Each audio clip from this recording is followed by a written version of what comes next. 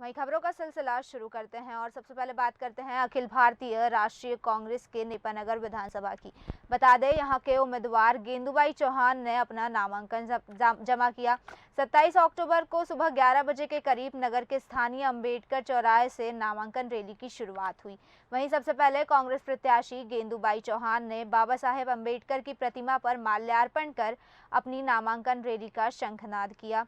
नामांकन रैली मातापुर बाजार होते हुए railway overbridge, Nefa mill gate, 7 number gate, Shivaji चौराहा, बुधवार बाजार, शिवाजी नगर, महात्मा गांधी चौराहा, मनोज टॉकीज होते हुए एसडीएम कार्यालय पहुंची। परिवार है, साथ में ही हम। तो ऐसा कि आपने जादू कर दिया जो नहीं, एकदम कोई से? जादू नहीं, परिवार है, साथ में है ना, आज खड़े हैं, कोई विरोध नहीं। किन मुद्दों को लेकर आप आज विधानसभा चुनाव में जाएंगे? जैसा कि अब किसान भाई है, जो भी काम है उसके लिए मैं तत्पर खड़ी रहूँगी। रोजगार, बेरोजगार किसान भाइयों की मदद के लिए मैं हमेशा तत्पर खड़ी रहूँगी। जबलपुर मध्य प्रदेश विधानसभा चुनाव के नामांकन फॉर्म भरने की अंतिम तारीख पास आते ही बड़ी संख्या में शुक्रवार को कांग्रेस भाजपा के प्रत्याशी समेत निर्दलीय प्रत्याशी भी बड़ी संख्या में जिला निर्वाचन कार्यालय पहुंचकर अपना नामांकन फॉर्म दाखिल कर रहे हैं। जहां कांग्रेस के पश्चिम विधानसभा क्षेत्र के प्रत्याशी और पूर्व मंत्री तरुण भनोट ने अपना नामांकन फॉर्म दाखिल किया, वहीं कैंट विधानसभा से कांग्रेस के प्रत्याशी अभिषेक चिंटू चौकसे ने भी अपना नामांकन फॉर्म जमा किया। वहीं भाजपा के उत्तर मध्य विधानसभा क्षेत्र के प्रत्याशी अभिलाष पांडे ने भी आज नामांकन पत्र दाखिल किया है। बता दें सिहोरा से कांग्रेस प्रत्याशी संतोष बरकड़े ने भी अपना नामांकन दाखिल किया, जहां नामांकन फॉर्म जमा होने के बाद प्रत्याशी अपने अपने क्षेत्र में सघन जनसंपर्क के लिए जुट चुके हैं, जहां प्रत्याशियों के द्वारा जनसंपर्क कार्य में तेजी लाई गई। भगवान का आशीर्वाद लेकर, अपनी माता जी का आशीर्वाद लेकर और पश्चिम विधानसभा क्षेत्र की जनता जो मेरा परिवार है, सबका आशीर्वाद लेकर मैंने आज नामांकन दाखिल किया। मुझे पूरा विश्वास है कि एक बार पुनः स्नेह, प्यार और आशीर्वाद सबका मिलेगा और एक सेवक के रूप में मुझे पुनः 5 साल काम करने का मौका मिलेगा। और जिस तरह से हमने कैंट छावनी में विकास कार्य किए, चाहे स्वास्थ्य के लिए, शिक्षा के लिए, रोजगार के लिए, जो पिछड़े हुए क्षेत्र है वहाँ जो पानी की समस्या थी, रोड की समस्या थी, उन समस्याओं को 2009 से निजात दिलाए। जहाँ भाजपा के विधायक और सांसद जीतते थे, लेकिन 2015 में पार्षद के चुनाव हुए तो कांग्रेस ने उन सभी भाजपा प्रत्याशी की जमानत जब्त की और बिना पद के भी हमने विधानसभा के नगर निगम क्षेत्रों में भी वहाँ आवाज उठाई है, चाहे रोजगार के लिए हो, चाहे स्वास्थ्य के लिए हो, शिक्षा के लिए हो। जो पानी की समस्याएं होती थी उन समस्याओं से भी निजात दिलाई। जब महापौर के चुनाव हुए, कांग्रेस के महापौर बने, मानेगांव मोहल्ले में पानी की पाइपलाइन बिछवाई, तो वहाँ मैं ये जो देख रहा हूँ जन समर्थन मिल रहा है, क्योंकि मैंने कार्य कैंट छावनी में की है, तो वो लोग ये देख रहे हैं कि किस तरह का विकास होता है कैंट छावनी में, वहीं नगर निगम क्षेत्रों में नहीं हुआ है। तो ये सारे जो काम है हमें वहाँ करने हैं और मुझे पूर्ण विश्वास है 2023 में कैंट विधानसभा से कांग्रेस जीतेगी और मध्य प्रदेश में कांग्रेस की सरकार बनेगी और जो विकास कार्य रुके हुए हैं वो सारे विकास कार्य कैंट विधानसभा में। पार्टी का और शीर्ष नेतृत्व का बहुत हृदय से धन्यवाद करता हूँ कि वो जैसे एक साधारण से कार्यकर्ता को उन्होंने इतना बड़ा अवसर दिया और आज भरे अच्छे खुशी मन से मैं आज इस दायित्व के प्रथम चरण को संपन्न करने आया। सोलन जिले के नगर निगम ग्राउंड में राज्य स्तरीय खेल प्रतियोगिताओं का कार्यक्रम हुआ।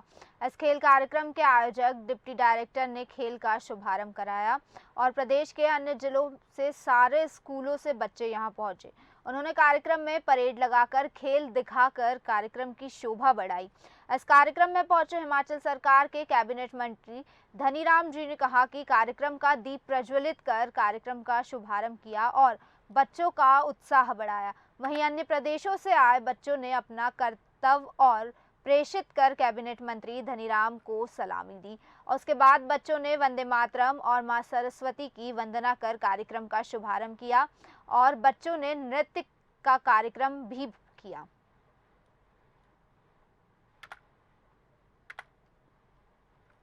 हिमाचल स्कूली क्रीड़ा संगठन और शिक्षा विभाग हिमाचल प्रदेश ने जो ये उच्च व वरिष्ठ माध्यमिक पाठशालाओं की 64वीं राज्य स्तरीय वार्षिक खेलकूद प्रतियोगिता जो पहला चरण शुरू हुआ है, उसका सब लोगों को स्वागत करना चाहिए। मैं समझता हूँ कल का भविष्य हमारे जो युवा बच्चे हैं, बच्चियां हैं, वो अगर इस प्रकार की खेल प्रतियोगिताओं में भाग लेते हैं, हम तो खुश होते हैं, सरकार भी खुश होती है। मैं समझता हूँ एक बहुत अच्छी पहल है ये, और सरकार की ओर से हमेशा ऐसी प्रतियोगिताओं को पूरा समर्थन मिला है। मैं समझता हूँ जहाँ बौद्धिक विकास होता है बच्चों का, इंटेलेक्चुअल कैपेबिलिटीज ऊपर उठती हैं, उनकी एकेडमिक क्वालिफिकेशन अच्छी बनती हैं, उसके साथ उनका इस प्रकार के स्पोर्ट्स की एक्टिविटीज में भाग लेना एक उनके व्यक्तित्व को निखारना और पूर्णता की ओर ले जाना है। They become better citizen. 19 girls की स्टेट लेवल की हमारी माइनर गेम्स की ये लड़कियों की प्रतियोगिता यहाँ राज्य स्तरीय चल रही है, और इसका शुभारंभ आज माननीय हमारे डॉक्टर कर्नल धनीराम शांडिल जी, जो कि हमारे कैबिनेट मंत्री हैं यहाँ से, उनके कर कमलों द्वारा होगा। आज सुबह से हमने वैसे इवेंट्स गेम्स वगैरह स्टार्ट कर दी थी, लेकिन विधिवत रूप से उद्घाटन उनके कर कमलों द्वारा होगा। और इसमें हमारे 12 जिला के लगभग 534 के करीब जो है ये खिलाड़ी छात्राएं यहाँ पे आई। घुमारवीं विधानसभा क्षेत्र के पूर्व खाद्य आपूर्ति मंत्री राजेंद्र गर्ग ने हिमाचल प्रदेश के मुख्यमंत्री पर निशाना साधा है। उन्होंने कहा कि जब से कांग्रेस की सरकार बनी तो मुख्यमंत्री एक ही बात बार बार बोल रहे हैं, प्रदेश का खजाना खाली है। लेकिन अगर खजाना खाली है तो कांग्रेस ने सरकार क्यों बनाई? कांग्रेस पार्टी के मुख्यमंत्री झूठे बयानबाजी कर रहे हैं और लोगों को गुमराह करने की कोशिश कर रहे हैं। साथ ही उन्होंने कहा कि कांग्रेस के द्वारा लोगों को झूठी गारंटी दी गई और लोगों को गुमराह किया गया। राजेंद्र गर्ग ने कहा कि प्रदेश के मुख्यमंत्री को जनता के विकास करने की और ध्यान देना चाहिए, ना कि लोगों को गुमराह करना चाहिए। उन्होंने मुख्यमंत्री पर आरोप लगाए हैं कि भाजपा के समय में भी विकास कार्य हुए हैं, तो क्या उस समय केंद्र सरकार से पैसा नहीं आता था? गर्ग ने कहा कि मुख्यमंत्री सुखविंदर सिंह सुक्खू को झूठ बोलने के लिए सम्मानित करना चाहिए। ये तो केवल लोगों को गुमराह करने की बात है। माननीय मुख्यमंत्री जो बात कर रहे हैं वो विधानसभा के उस समय सदस्य थे जब प्रदेश में भारतीय जनता पार्टी की सरकार थी।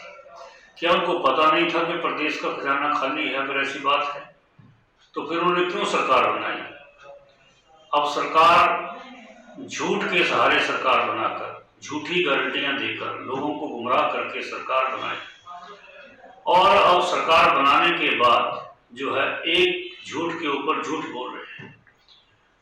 खजाना खाली है प्रदेश का, ये रोना पहले दिन से शुरू कर दिया, जबकि एक मुख्यमंत्री के नाते उनका ये फर्ज बनता है कि प्रदेश की जनता की सेवा करने के लिए, यहाँ के विकास को आगे बढ़ाने के लिए उनको जो प्रयास करने की आवश्यकता है वो करने चाहिए, ना कि प्रदेश की जनता को इसके सामने झूठ बोलकर और प्रदेश की जनता के विकास से जुड़ी बातें हैं उसे अपना पल्लू झाड़ने की बात करनी चाहिए। इसलिए जो मुख्यमंत्री जी कह रहे हैं वो एकदम सत्यता से परे है। भारतीय जनता पार्टी के समय प्रदेश के अंदर अथाह विकास हुआ, तो क्या बिना पैसे के हुआ? ये केवल और केवल लोगों को गुमराह करने की बात है। नूरपुर में एक बाइक को स्विफ्ट गाड़ी ने टक्कर मार दी, जिसमें बाइक सवार लड़कियों को गंभीर चोटें आई है।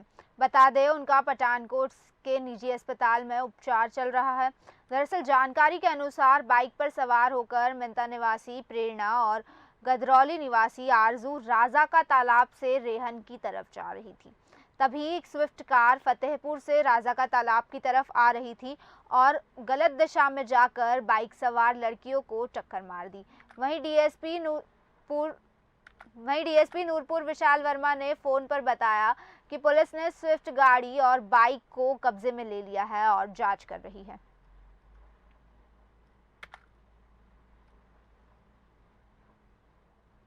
भाजपा प्रदेश अध्यक्ष डॉक्टर राजीव बिंदल ने प्रेस वार्ता की और प्रदेश सरकार को आड़े हाथों लिया। उन्होंने कहा कि प्रदेश सरकार बुरी तरह फेल है और अपनी कमियों को छुपाने के लिए केंद्र सरकार पर ठीकरा फोड़ रही है। साथ ही उन्होंने प्रदेश में आई आपदा को लेकर प्रदेश सरकार द्वारा केंद्र सरकार पर सहयोग न करने के आरोपों पर भी जमकर लताड़ा। इस अवसर पर भाजपा विधायक विपिन परमार, त्रिलोक कपूर, राजीव भारद्वाज भी उपस्थित रहे। शिक्षण वर्ग है, उसमें हमारे माननीय बीडीसी के मेंबर्स हैं। वो लोग अपने अपने बीडीसी क्षेत्रों के अंदर समाज सेवा के काम को अपने हाथ में लें। वो चुने हुए प्रतिनिधि हैं, जनप्रतिनिधि हैं। उन्हें अपने अपने क्षेत्र में जिम्मेवारी के साथ काम करना है और मोदी जी द्वारा किए जा रहे बेहतरीन कार्यों को जनमानस तक पहुंचाना है।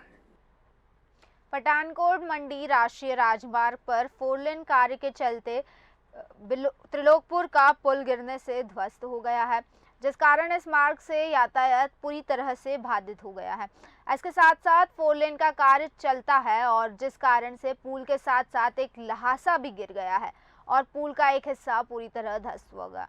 इस पुल के ध्वस्त होने की जानकारी मिलते ही पुलिस प्रशासन मौके पर पहुंच गया और इस पुल से वाहनों की आवाजाही को पूरी तरह से बंद करवा दिया। प्रशासन और पुलिस ने मौके पर पहुंचकर यातायात को बहाल करने की कोशिश की, लेकिन इस मार्ग की भी हालत ठीक नहीं है, जिस वजह से लंबा जाम लग रहा है और यातायात पूरी तरह से बाधित हो रहा है और लोगों को लंबे जाम से गुजरना पड़ रहा है।